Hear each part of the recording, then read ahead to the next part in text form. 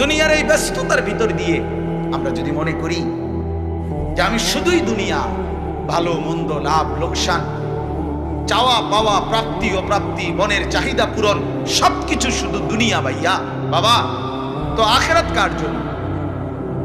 কবর কার জন্য? তাইলে নবীজি সাল্লাল্লাহু আলাইহি সাল্লাম কাকে তাইলে আখিরাত বুঝাইতে চাইছেন? আল্লাহর কোরআন এমন কোন সূরা নাই, কোরআন শরীফের 114টি সূরা, 114টি সূরার এমন কোন সূরা নাই, এমন কোন রুকু নাই কোরআনে যেখানে আখিরাতের কথা, পরকালের কথা আলোচনা নাই।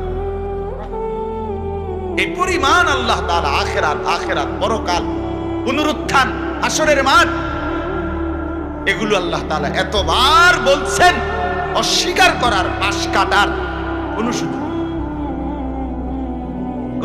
নেই।